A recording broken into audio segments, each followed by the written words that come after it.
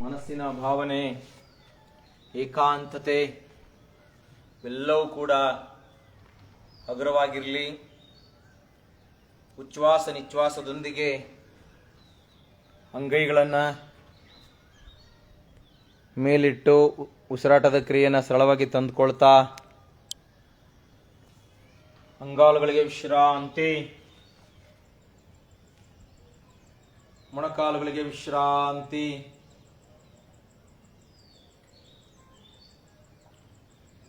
ಮನಸ್ಸಿನ ದೇಹ ಹಗುರವಾಗಿರಲಿ. ಎದೆಯ ಭಾಗಕ್ಕೆ ವಿಶ್ರಾಂತಿ,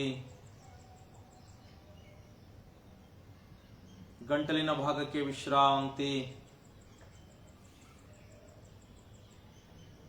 ಕಣ್ಣುಗಳಿಗೆ ವಿಶ್ರಾಂತಿ,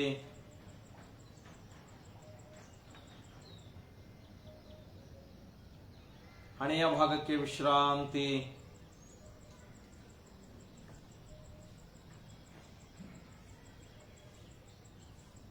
ನೆತ್ತೆಯ ಭಾಗಕ್ಕೆ ವಿಶ್ರಾಂತಿ. ಈ ರೀತಿ ಮನುಷ್ಯ ದೇಹದ ಐಚ್ಛಿಕ ಮತ್ತು ಅನೈಚ್ಛಿಕ ಸ್ನಾಯುಗಳನ್ನು ಮನಸ್ಸಿನಲ್ಲಿ ನೆನೆಸ್ಕೊಳ್ತಾ ಮನಸ್ಸನ್ನು ಒಂದು ಕಡೆಗೆ ಕೇಂದ್ರೀಕರಣ ಮಾಡಿಕೊಂಡು ಈಗ ಈ ಮಾಹಿತಿಯನ್ನು ಕೇಳಿಕೊಳ್ಳಿ. ಜೀವನದಲ್ಲಿ ನಾವು ಯಾವ ರೀತಿಯಾಗಿ ಬದಲಾಗಬೇಕು. ಒಂದು ಜ್ಯೋತಿ ತನ್ನ ಬೆಳಕನ್ನು ನೀಡುವಾಗ ತನ್ನ ಕೆಳಗಡೆಗೆ ಕತ್ತಲಿದ್ರೂ ಕೂಡ ಇತರರ ಬೆಳಕಿಗಾಗಿ ಅದು ಉರಿತಾ ಇರುತ್ತೆ. ಯಾವುದೇ ಪ್ರತಿಫಲವನ್ನು ಅಪೇಕ್ಷಿಸುವುದಿಲ್ಲ. ಆ ಪ್ರತಿಫಲ ಭಗವಂತನದ್ದು.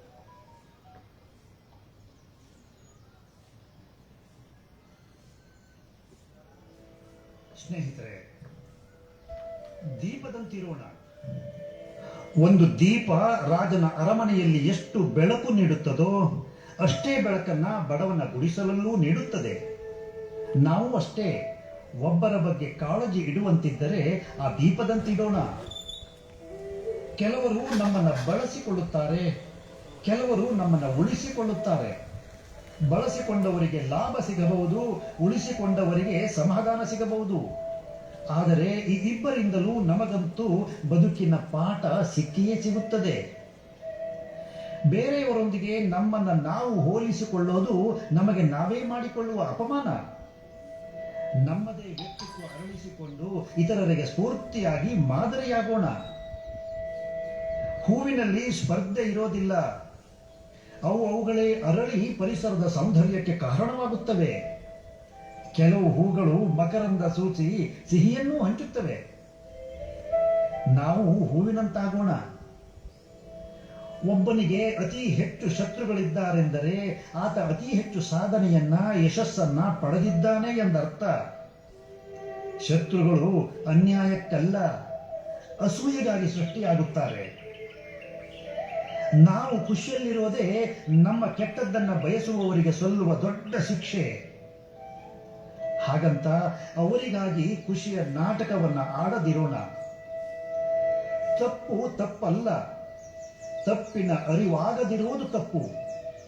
ತಪ್ಪನ್ನ ಸಮರ್ಥಿಸಿಕೊಳ್ಳುವುದು ಮಹಾ ತಪ್ಪು. ನಮ್ಮ ಪ್ರತಿಷ್ಠೆ, ಅಹಂಕಾರ ನಮ್ಮ ತಪ್ಪನ್ನ ಸಮರ್ಥಿಸಲು ಪ್ರೇರೇಪಿಸುತ್ತದೆ. ಇನ್ನೊಬ್ಬನ ತಪ್ಪನ್ನು ನಾವು ಲೆಕ್ಕ ಇಡಬೇಕೆಂದಿಲ್ಲ.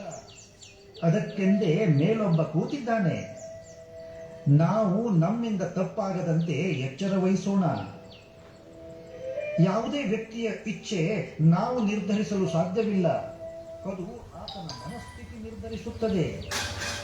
ಆತ ನಮ್ಮನ್ನ ಇಷ್ಟಪಟ್ಟಾಗ ನಮ್ಮ ಕೆಟ್ಟದ್ದನ್ನು ಮರೆಯುತ್ತಾನೆ, ಇಷ್ಟಪಡದಿದ್ದಾಗ ನಮ್ಮ ಒಳ್ಳೆಯದನ್ನು ಮರೆಯುತ್ತಾನೆ. ಅತ್ತಾಗ ಬರುವವರೆಲ್ಲರೂ ನಮ್ಮವರೆಂದಲ್ಲ, ಬದಲಿಗೆ ಯಾರು ನಮ್ಮನ್ನ ಅಳಲು ಬಿಡೋದಿಲ್ಲವೋ ಅಂಥವರು ನಿಜಕ್ಕೂ ನಮ್ಮವರಾಗಿರುತ್ತಾರೆ. ಕೆಟ್ಟ ಸಮಯದಲ್ಲಿ ನಮ್ಮನ್ನು ಬಿಟ್ಟು ಹೋದವರನ್ನ ಅಭಿನಂದಿಸೋಣ. ಯಾಕೆಂದರೆ ನಾವು ಒಬ್ಬರೇ ನಿಂತರೂ ಗೆಲ್ಲುತ್ತೇವೆಂಬ ಧೈರ್ಯ ಬರಲು ಕಾರಣ ಅವರ ಅಗಲುವಿಕೆ ತಾನೇ. ಆ ಕಾರಣಕ್ಕಾಗಿ ಅವರನ್ನ ಮರೆಯದೇ ಇರೋಣ. ನಾವೇ ಸೇಡು ತೀರಿಸಿಕೊಳ್ಳಬೇಕೆಂದಿಲ್ಲ. ನಮ್ಮಷ್ಟಕ್ಕೆ ನಾವು ಸುಮ್ಮನೆ ಇದ್ದು ಬಿಡೋಣ. ಯಾರು ನಮಗೆ ನೋವು ನೀಡಿದ್ದಾರೋ ಅವರಿಗೆ ಅವರೇ ಸೋಲಿಸಿಕೊಳ್ಳುವ ದಿನ ಅವರಿಗಾಗಿ ಕಾಯುತ್ತಿರುತ್ತದೆ. ಜೀವನ ಉತ್ತಮವಾಗಲು ನಾವು ಖುಷಿಯಲ್ಲಿರಬೇಕು. ಜೀವನ ಅತ್ಯುತ್ತಮವಾಗಲು ನಮ್ಮಿಂದ ಇತರರು ಖುಷಿಯಲ್ಲಿರಬೇಕು. ದೀಪ ಯಾವತ್ತೂ ಇತರರ ಬೆಳಕಿಗಾಗಿ ಉರಿಯುತ್ತಿರುತ್ತದೆ. ನಾವು ದೀಪದಂತಿರೋಣ. ಹೌದು, ಇದು 8ನೇ ಓಂಕಾರ. ನಿಮಗೊಂದು ನಮಸ್ಕಾರ. ಸ್ನೇಹಿತರೆ, ಸಮಯವನ್ನ ಪ್ರೀತಿಸೋಣ. ಬದುಕಿನಲ್ಲಿ ಸಮಯವಲ್ಲದೆ ಇನ್ನಾವುದೂ ನಮ್ಮದಲ್ಲ. ಜನ್ಮ ಅಮ್ಮ ಕೊಟ್ಟಳು, ಹೆಸರು ಮನೆಯವರು ಇಟ್ಟರು, ವಿದ್ಯೆ ಗುರುಗಳು ನೀಡಿದರು. ಸಂಬಂಧ ಬಂಧುಗಳದ್ದು, ಕೆಲಸ ಹಿರಿಯವರದ್ದು, ಕೊನೆಗೆ ಈ ದೇಹದ ಅಂತ್ಯವೋ ಇನ್ಯಾರೂ ಮುಗಿಸುತ್ತಾರೆ. ಈ ಪಯಣದಲ್ಲಿ ನಮ್ಮದು ಅಂತ ಇರೋದು ನಮಗಾಗಿ ಸಿಕ್ಕ ಸಮಯ ಮಾತ್ರ. ಸಮಯ ನಿಲ್ಲೋದಿಲ್ಲ, ಸಮಯ ನಿಲ್ಲಿಸಲು ಸಾಧ್ಯವಿಲ್ಲ, ಅದು ನಮ್ಮನ್ನೂ ನಿಲ್ಲಲು ಬಿಡೋದಿಲ್ಲ. ಕೆಲವೊಮ್ಮೆ ಕೆಲವರ ಸಮಯ ಸರಿ ಇರೋದಿಲ್ಲ. ಯಾರ ಸಮಯ ಸರಿ ಇಲ್ಲವೋ ಅಂತವರೊಂದಿಗೆ ಖಂಡಿತ ಆಪ್ತರಾಗೋಣ. ಯಾರ ನಿಯತ್ತು ಸರಿ ಇಲ್ಲವೋ ಅಂತವರಿಂದ ಖಂಡಿತ ದೂರವೇ ಇದ್ದು ಬಿಡೋಣ. ಬಹಳ ಸಮಯದಿಂದ ಒಟ್ಟಿಗೆ ಇದ್ದೇವೆ ಅನ್ನೋದರಿಂದ ಉತ್ತಮ ಸಂಬಂಧ ಅಳೆಯುವಂತಿಲ್ಲ. ಬಹಳ ಸಮಯದಿಂದ ಎಷ್ಟು ಕಾಳಜಿ, ಪ್ರೀತಿ, ಗೌರವ ಹಂಚಿಕೊಂಡಿದ್ದೇವೆ ಅನ್ನೋದರಿಂದ ಉತ್ತಮ ಸಂಬಂಧ ಅಳೆಯಲು ಸಾಧ್ಯ. ರೂಪಾಯಿ ನೋಟನ್ನ ಬೆಳಕಿಗೆ ಹಿಡಿದು ಅಸಲಿಯೋ ನಕಲಿಯೋ ತಿಳಿಯಬಹುದು. ಹಾಗಂತ ಮನುಷ್ಯ ಅಸಲಿಯೋ ನಕಲಿಯೋ ತಿಳಿಯಲು ವಾಟರ್ ಮಾರ್ಕೂ ಇರೋದಿಲ್ಲ, ಸಿಲ್ವರ್ ಲೈನು ಕಾಣೋದಿಲ್ಲ. ಇದ್ದರೆ ಒಂದು ಹಿಡಿ ಗಾತ್ರದ ಹೃದಯದೊಳಗಿನ ವಿಶ್ವಾಸ ಮಾತ್ರ. ಇನ್ನೊಬ್ಬರ ಕೆಟ್ಟದ್ದನ್ನ ಚರ್ಚಿಸೋಣ, ಆದರೆ ಇನ್ನೊಬ್ಬರಿಗೆ ಕೆಟ್ಟದ್ದನ್ನ ಬಯಸದೇ ಇರೋಣ. ಜೀವನದ ಎಲ್ಲ ಸುಖ ಹಣದಲ್ಲಿದೆ ಎಂದು ಅರಿತವರಿಂದ ಭ್ರಷ್ಟಾಚಾರ ನಡೆಯುತ್ತಲೇ ಇದೆ. ಜೀವನದ ಎಲ್ಲ ಸುಖ ಪ್ರೀತಿ, ಕರುಣೆ, ಮಮತೆಯಲ್ಲಿದೆ ಎಂದು ಅರಿತವರಿಂದ ಇಂದಿಗೂ ಶಿಷ್ಟಾಚಾರ ಚಾಲ್ತಿಯಲ್ಲಿದೆ. ಎಲ್ಲಿಯ ತನಕ ಎಲ್ಲವನ್ನ ಸಹಿಸಿ ಸುಮ್ಮನಿರುತ್ತೇವೋ ಅಲ್ಲಿಯ ತನಕ ನಾವು ಒಳ್ಳೆಯವರಾಗೇ ಇರುತ್ತೇವೆ. ಹಾಗೊಮ್ಮೆ ಅನುಭವಿಸಿದ ಅನ್ಯಾಯವನ್ನ ಬಾಯ್ಬಿಟ್ಟೆವೋ ಎಲ್ಲರಿಗಿಂತ ನಾವೇ ಹೆಚ್ಚು ಕೆಟ್ಟವರಾಗುತ್ತೇವೆ. ಅಸೂಯೆ ಪಡುವವರಿಗೆ ನಿದ್ರೆ ಬೀಳೋದಿಲ್ಲ, ಅಹಂಕಾರ ಪಡುವವರಿಗೆ ಸ್ನೇಹಿತರು ಸಿಗೋದಿಲ್ಲ. ಇನ್ನು ಅನುಮಾನ ಪಡುವವರಿಗೆ ಜೀವನದ ಖುಷಿ ಅನುಭವಿಸಲು ಸಾಧ್ಯ.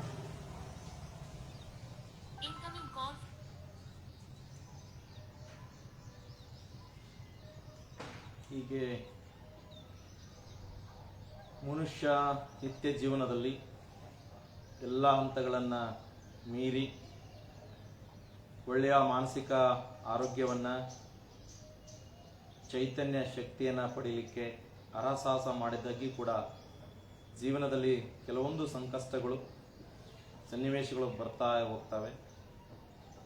ಅವುಗಳನ್ನು ಎದುರಿಸಿ ಮುನ್ನುಗ್ಗುವುದೇ ನಿಜ ಜೀವನ.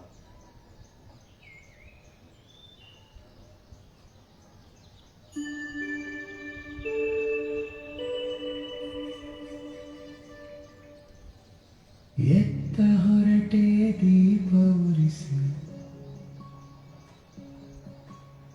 ಎತ್ತ ಹೊರಟೆ ದೀಪ ಉರಿಸಿ, ದೇಹ ಬಿಟ್ಟು ಆತ್ಮದೊಡನೆ ಬೆಳಕ ಲೋಕಕ್ಕೆ, ದೇಹ ಬಿಟ್ಟು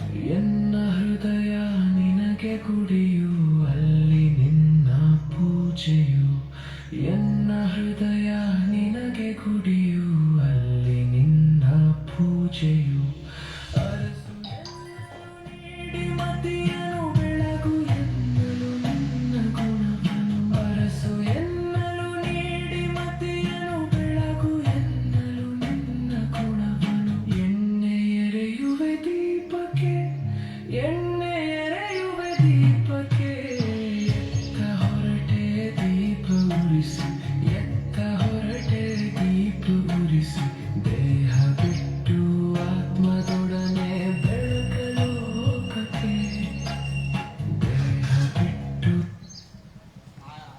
ಹೀಗೆ ಅಷ್ಟಾಂಗ ಯೋಗದ 8ನೆಯ ಭಾಗ, ಆ ಭಾಗದಲ್ಲಿ ದೇಹ ಆತ್ಮಗಳ ಸಂಗಮ. ಮನುಷ್ಯ ದೈಹಿಕವಾಗಿ ಭೂಮಿ ಮೇಲೆ ಇದ್ದಾಗ ಈ ಭೂಮಿಯಿಂದ ಆತ್ಮ ಮೇಲಕ್ಕೆ ಹೋದಾಗ ಮನಸ್ಸಿನ ಭಾವನೆ, ಅಂತರಂಗ ಪರಿಶುದ್ಧತೆ ಇವೆಲ್ಲವೂ ಕೂಡ ಯಾವುದೂ ಕೂಡ ಶಾಶ್ವತವಲ್ಲ. ಈ ಬದುಕು ನಿಸ್ವಾರ್ಥ. ಇರುವಷ್ಟು ದಿನಗಳ ಕಾಲ ಮನಸ್ಸು ದೇಹ ಆತ್ಮದೊಂದಿಗೆ ಒಳ್ಳೆಯ ಆರೋಗ್ಯ ಕಾಪಾಡಿಕೊಳ್ಳುತ್ತಾ ನಮ್ಮವರೊಂದಿಗೆ ನಗುತ್ತಾ ಒಳ್ಳೆಯ ಸಂತೋಷವಾಗಿರುವುದೇ ನಿಜ ಜೀವನ. ರಿಲ್ಯಾಕ್ಸ್, ಕಾಲು ಜೋಡಿಸಿ ನಿಧಾನವಾಗಿ ನಿಮ್ಮ ಬಲಗಡೆಗೆ ಹೊರಳಿ, ಸ್ವಲ್ಪ ಹಾಗೆ ವಿರಮಿಸ್ಕೊಳ್ಳಿ. ಸಡನ್ನಾಗಿ ಮೇಲೆ ಹೇಳಬಾರ್ದು. ಹೃದಯ ಇರೋದರಿಂದ ಎಡಭಾಗದಲ್ಲಿ ನಾವು ಹೊರಳಬಾರ್ದು. ಬಲಗಡೆಯಿಂದ ಸಪೋರ್ಟ್ ತೆಗೆದುಕೊಂಡು ಮೇಲೆ ಕುಳಿತುಕೊಳ್ಳಿ.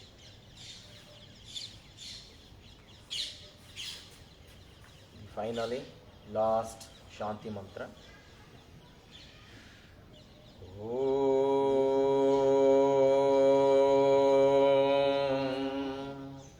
ಸರ್ವೇ ಜನಃ ಸುಖಿನೋ ಭವಂತು, ಲೋಕ ಸಮಸ್ತ ಸುಖಿನೋ ಭವಂತು, ಸಮಸ್ತ ಸನ್ಮಂಗಲಾನಿ ಭವಂತು.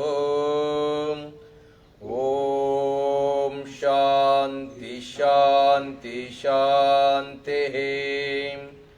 ಮಾತೃದೇವೋ ಭವ, ಪಿತೃದೇವೋ ಭವ, ಆಚಾರ್ಯ ದೇವೋ ಭವ, ಅತಿಥಿ ದೇವೋ ಭವ. ಓಂ ಶಾಂತಿ ಶಾಂತಿ ಶಾಂತಿ. ಅಂತರಿಕ್ಷಕಂ ಶಾಂತಿ, ದೈವರ್ಕ್ಷಕಂ ಶಾಂತಿ, ಜೀವರ್ಕ್ಷಕಂ ಶಾಂತಿ, ಭಾವರ್ಕ್ಷಕಂ ಶಾಂತಿ.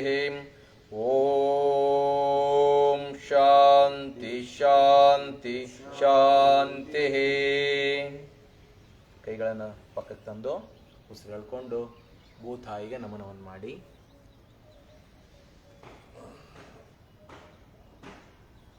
ಕೈ ಮೇಲೆ ಬಂದು ಚಪ್ಪಾಳೆ.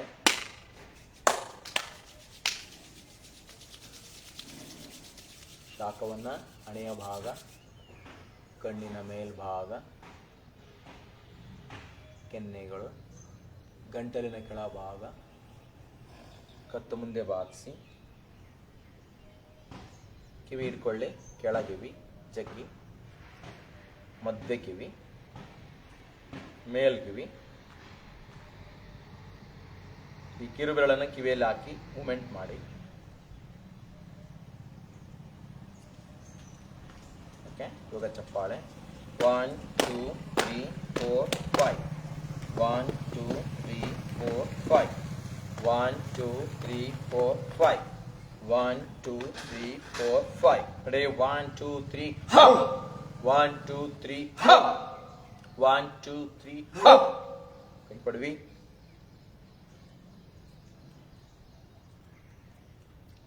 ರೊಟೇಟ್, ರಿಸ್ಟ್ ರೊಟೇಷನ್, ಮುಂಗೈ, ಚಪ್ಪಾಳೆ.